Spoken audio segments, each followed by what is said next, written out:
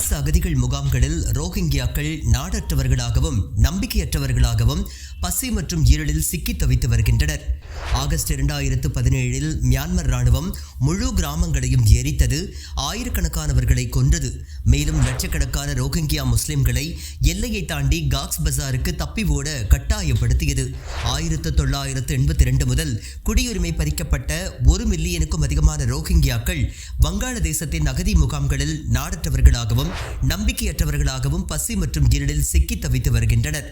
மியான்மரில் ராணுவ ஆட்சியை சவால் செய்யும் மிக முக்கியமான ஆயுதமேந்திய எதிர்க்கட்சி குழுக்களில் ஒன்றான அரக்கன் ராணுவம் ரோஹிங்கியா முஸ்லிம்களுக்கு எதிராக துஷ்பிரயோகங்களை கையாண்டு வருகின்றது.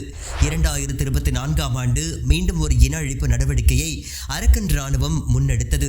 ரோஹிங்கியா முஸ்லிம்களின் கிராமங்களை குறிவைத்து வெறியாட்டம் நடத்திய அரக்கன் ராணுவம் ஏராளமானோரை கொன்று குவித்ததோடு கிராமங்களை தீக்கிரையாக்கியது.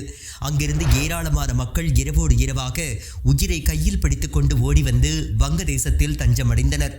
மியான்மரை சர்வதேச கண்காணிப்பு அமைப்புகள் கண்காணித்து வருவதாக கூறப்பட்டாலும் அந்நாட்டு இராணுவத்திற்கோ அரக்கன் இராணுவத்திற்கோ ரோஹிங்கியா முஸ்லிம்கள் மீதான இனப்படுகொலைக்காக இதுவரை எந்தவித நடவடிக்கையும் மேற்கொள்ளப்படவில்லை என்பது குறிப்பிடத்தக்கது.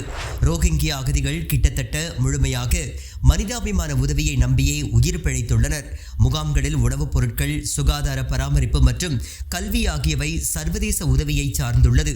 ஆனால் 2025 ஆண்டின் தொடக்கத்தில் ஜனாதிபதி டொனால்ட் ட்ரம்ப் $100 மில்லியன் அதிகமான உதவியை குறைத்ததால் ரோஹிங்கியா அகதிகள் பசி, ஊட்டச்சத்து குறைபாடு மற்றும் பாதுகாப்பின்மை போன்ற காரணங்களால் பாதிக்கப்பட்டு வருகின்றனர்.